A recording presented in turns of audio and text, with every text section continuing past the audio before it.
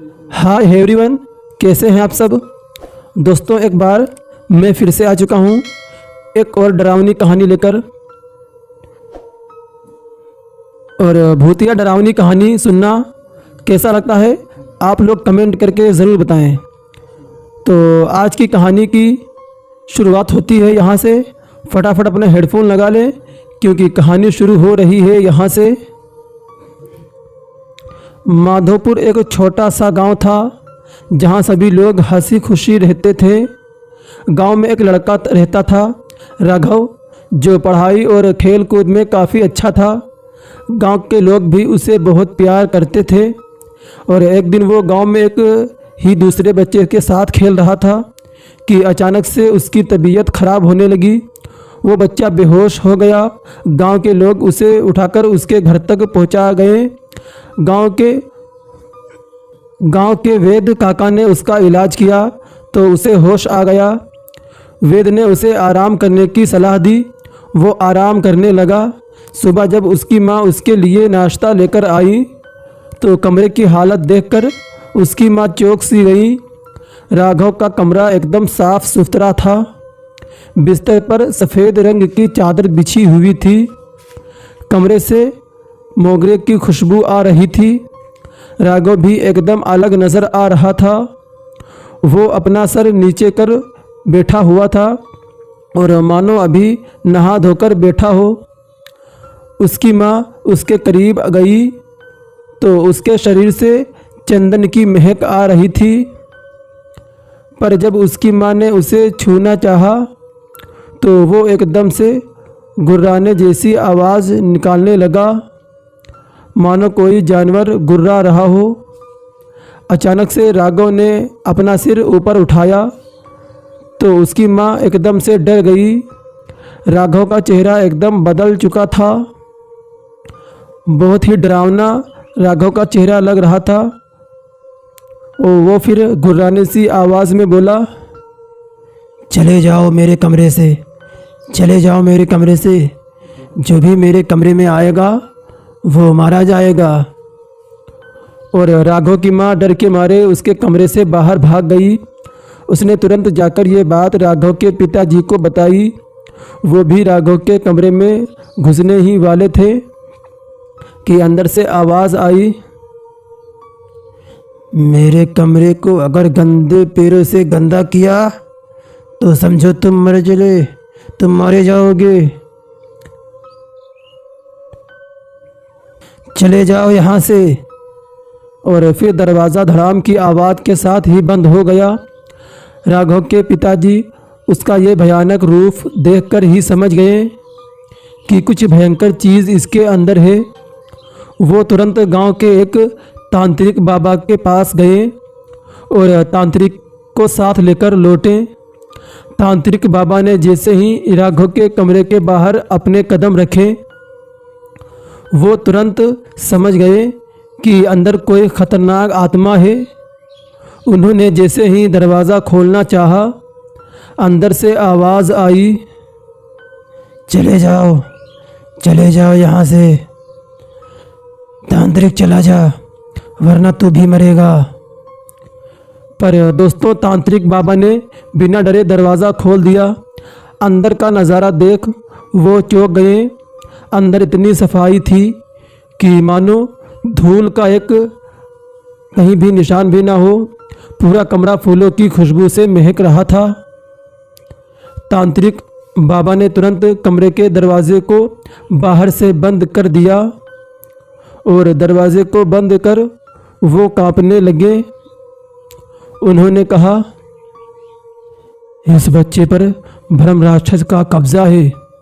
ये बहुत ख़तरनाक होते हैं। जल्दी से इसे बच्ची के शरीर से अलग नहीं किया गया ना तो ये बच्चे की जान भी ले सकता है। आप लोग गलती से भी इस कमरे के अंदर मत जाना वरना आपकी जान को खतरा भी हो सकता है।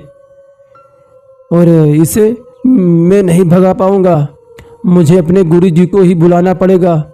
वही शायद इसे बच्चे के शरीर से निकाल पाएंगे। और फिर सभी लोग एकदम से सहम गए। तभी राघव की माँ ने पूछा, ये बाबा, ये भ्रम राक्षस क्या होता है?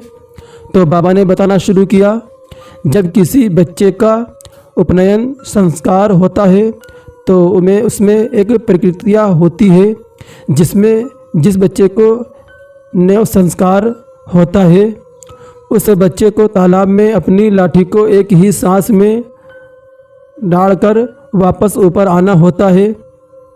पर अगर वो तालाब में डूब जाता है तो वो मरकर ब्रह्म राक्षस बन जाता है और पागलों की तरह इधर उधर भटकने लगता है। अगर कोई गलती से भी इसके संपर्क में आ जाए तो फिर ब्रह्म राक्षस उसके शरीर पर कब्जा जमा लेते हैं। इसको साफ सफाई बहुत पसंद होता है। ये जहाँ होता है वहाँ चारों तरफ फूलों की खुशबू और चंदन की महक आती है। पर यह धीरे धीरे उसके शरीर को खा रहा होता है और अंत उस इंसान की मौत हो जाती है। ये सब सुनकर राघव की माँ रोने लगी। तभी तांत्रिक ने कहा, आप लोग चिंता मत कीजिए, आपके बच्चे को कुछ भी नहीं होगा। मैं अभी गुरु जी को लेकर आता हूँ। और फिर जल्द ही गुरु जी आ पहुँचे। उन्होंने एक यज्ञ का आयोजन किया। राघव को किसी तरह यज्ञ के सामने बिठाया गया। तभी गुरु जी बोले, तूने इस बच्चे के शरीर पर कब्जा क्यों किया? हाँ। तभी उसने कहा, मुझे छोड़ दे मूर्ख, वरना तू भी मरेगा। गुरुजी ने यज्ञ की अग्नि में कुछ डाला तो वो आत्मा तड़प उठी। तभी गुरुजी ने कहा, जल्दी बता वरना अगली बार तू जलेगा। तभी उस ब्रह्म राक्षस ने बताया, इस बच्चे ने मेरे निवास स्थान पर पेशाब कर उसे अपवित्र कर दिया, इसलिए मैंने इसके ऊपर कब्जा कर लिया। अब ये भी मरेगा। तभी गुरुजी ने कहा, कहाँ है तेरा घर? हाँ, मैं उसे पवित्र करूँगा, बता। तभी उसने कहा, गांव के सबसे पुराने पीपल के पेड़ के पर मेरा निवास स्थान है। तभी गुरुजी ने कहा, ठीक है, मैं उसे पवित्र कर दूंगा और अगली बार से कोई भी तेरे निवास स्थान के पास भी नहीं भटकेगा। बस अब तू इस बच्चे के शरीर को छोड़ दे। तभी उस ब्रह्म राक्षस ने कहा, मुझे एक बकरा भी चाहिए, तभी मैं इसके शरीर को छोड़ूंगा। और फिर इस पर गुरुजी ने कहा, ठीक है, पीपल के पेड़ के नीचे तुझे एक जिंदा बकरा मिल जाएगा। और फिर गुरुजी ने उस पीपल के पेड़ का शुद्धिकरण किया और एक जिंदा बकरे को नीचे बांध दिया। फिर बिना मुड़े लोग वहाँ से वापस आ गए। फिर उस ब्रह्म राक्षस ने राघव के शरीर को छोड़ दिया और बकरे को खींचकर पीपल के पेड़ के ऊपर ले गया। और उसके बाद से वो गांव वाले उस पीपल के पेड़ पर नहीं गए और बच्चों को भी उन लोगों ने मना कर दिया कि उस पेड़ के आसपास भी खेलने कूदने मत जाना। और फिर उसके बाद ना ही वहाँ उस पीपल के पास गांव में से कोई भी गया, ना तो बच्चे गए। और फिर इसके बाद वो ब्रह्म राक्षस गांव में या गांव के अंदर नहीं आया। और फिर से गांव वाले अपने अपने काम में बिजी हो गए। और दोस्तों कहते हैं कि आज भी वो ब्रह्म राक्षस उस पेड़ पर रहता है। तो दोस्तों, आज की ये कहानी आपको कैसी लगी, प्लीज़ हमें कमेंट करके ज़रूर बताएं। मैंने और मेरे दोस्त मुन्ना ने एक रात रेगिस्तान में कैंपिंग करने का फैसला किया। अपने रोमांचक सफ़र पर निकलने से पहले हमने खाने पीने की सारी चीज़ें ले ली और साथ सारा सामान ले लिया और एक वीरान रेतीली जगह चुनकर वहां हमने अपना टेंट लगा लिया।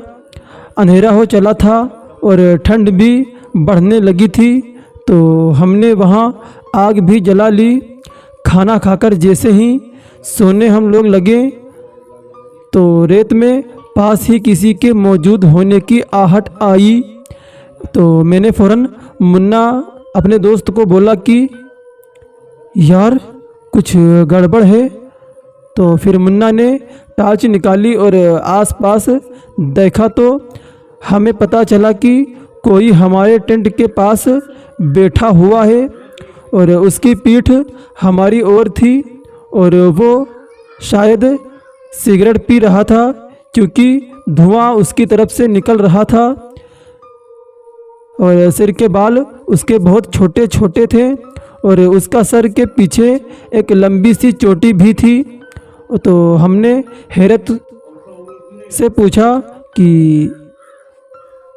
अपने दोस्त से कि यार इस सुनसान जगह में, इस रेतीली जगह में ये कौन आदमी है जो हम लोगों को बहुत ही अजीब सा लग रहा है। और हम लोग फिर इसी तरह आपस में बातें करने लगे। फिर कुछ देर बाद हमने सोचा कि इसके पास जाकर इस आदमी से पूछते हैं कि तुम कौन हो और यहाँ क्या कर रहे हो। तो मैंने और मेरे दोस्त मुन्ना ने जाकर उसे आवाज़ दी पर वो आदमी नहीं पलटा। हमने फिर से उसे आवाज़ दी और पूछा कि अरे भाई आप कौन हो। फिर इस बार उसने हमारी ओर देखे बिना ही अपनी मुट्ठी में रेत भरी और पीछे हमारे ओर फेंकी। तो हमें लगा कि शायद ये कोई पागल सल्फिरा इंसान है और हमने दोनों ने वापस टेंट में जाने में ही अपनी भलाई समझी। और कुछ देर हुई तो वो रहस्यमयी इंसान बैठे बैठे ही हमारी ओर सरकने लगा और अब भी उसकी पीठ ही हमें दिख रही थी। और ये देखकर हमारे तो रोंगटे खड़े हो गए। और वो आदमी छोटे छोटे बच्चों की तरह घिसट घिसट कर वो हमारे टेंट के 10 फीट की दूरी पर आ गया। और अब हमें डर भी लग रहा था और गुस्से में भी बहुत हम लोगों को आ रहा था। फिर मेरे दोस्त मुन्ना ने उसे फ़ौरन ललकारा कि अरे भाई भाई यहाँ से सीधी तरह चला जा वरना तुझको मैं मार डालूँगा। और हमारे पास मारने के हथियार भी हैं और कुछ गड़बड़ की तूने तो तू बेटा जान से जाएगा। और फिर मुन्ना की धमकी सुनकर वो आदमी धीमी धीमी आवाज़ में हंसने लगा। अब तो मेरा भी सब्र जवाब दे गया था। मैंने मुन्ना से कहा अरे यार तू इसको दाएं से घेर और मैं इस आदमी को बाएं से घेरता हूँ। साले को घसीट घसीट कर मारेंगे। रेत उड़ाता है ना, आज इसकी तो हेकड़ी ही निकाल देंगे। और फिर जैसे ही हम उसकी दोनों ओर उसके मुंह की तरफ गए तो हमारे होश ही उड़ गए क्योंकि हमने देखा कि उसके आँखें नहीं थी और वो काले गड्ढे थे और उसके हाथ में कोई सिगरेट नहीं था बल्कि उसकी आँखों की जगह मौजूद गड्ढों से धुआं निकल रहा था। तो मैंने और मुन्ना मेरे दोस्त ने तो पागल से हो गए और हम वहाँ से भाग कर जाते भी तो कहाँ जाते। और वो आदमी समझ में हम लोगों की नहीं आ रहा था कि आखिर ये आदमी है या भूत है या आत्मा है। हम लोगों को कुछ भी समझ में नहीं आ रहा था। तो हम लोगों ने वहाँ से भागने का फैसला ही लिया और घंघोर अंधेरा था। हम दौड़कर टेंट में घुस गए और एक दूसरे को पकड़ लिया। और फिर अचानक वो चोटी वाला भूत खड़ा हो गया और हमारी ओर मुड़ा। हमें तो लगा कि आज जान से हम दोनों जाएंगे। मेरे तो रोंगटे खड़े हो गए थे और मुन्ना तो उसकी ओर देख भी नहीं पा रहा था। अभी अभी मेरा दोस्त मुन्ना जो इतना ढीठ बन रहा था, उस भूत को देखकर हमारे और मुन्ना के तो रोंगटे ही खड़े हो गए थे और टेंट के सामने आग के शोले उड़ रहे थे। वो बिना आँखों वाला खतरनाक भूत वहीं आके उस बार ही रुक गया और कुछ इशारा करने लगा। शायद उसे कुछ चाहिए था। मैंने गौर किया तो मुझे समझ आया कि उसे टेंट में पड़ी चादर चाहिए थी। तो मैंने फ़ौरन उसकी ओर वो चादर और तकिया दोनों फेंक दिया। तो उसने फटाक से चादर ओढ़ ली और वो तकिया वापस मेरी ओर फेंक दिया और कुछ देर वो हमारे आसपास ही घूमता रहा और फिर न जाने क्या हुआ कि वो एकदम से दौड़ता हुआ अंधेरे में गुम सा हो गया। फिर हम दोनों दोस्त मौत के खौफ से पूरी रात जागते ही रहे और मानो तो वो रात हम लोगों को ऐसा लग रहा था जैसे अब कभी सुबह होगा ही नहीं, क्योंकि हम लोगों की मौत का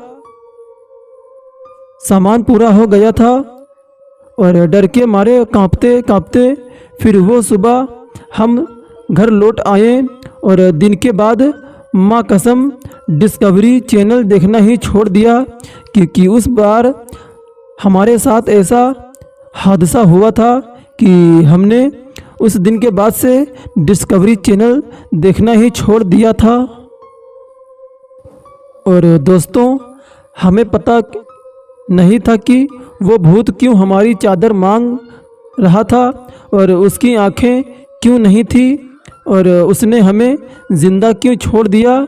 कई लोग तो हमारी बातों का विश्वास तक नहीं करते हैं, पर मुझको और मुन्ना को मालूम है कि उस रात हम किस दरिंदे प्रेत के चपेट में आ गए थे। क्योंकि दोस्तों, यकीन मानिए कि वो प्रेत अजीब सा प्रेत था, रेगिस्तानी प्रेत था और वो प्रेत समझ में नहीं आ रहा था कि हम लोगों को छोड़कर वहाँ से क्यों चला गया। मेरी और मेरे दोस्त की समझ में कुछ भी नहीं आ रहा था और उस दिन के बाद से हम लोगों ने कैंपिंग जाने का फैसला ही दिमाग में नहीं लाया और घर वालों ने हम लोगों को अकेले में कहीं भी नहीं जाने दिया। तो दोस्तों, आप लोगों को ये कहानी कैसी लगी प्लीज़ हमें कमेंट करके ज़रूर बताएं और इसी तरह की डरावनी कहानियाँ सुनने के लिए हमारे चैनल को सब्सक्राइब करें और बेल आइकन को भी दबाइए ताकि हमारी जो नई वीडियो अपलोड हो सबसे पहले आप तक नोटिफिकेशन पहुंच सके।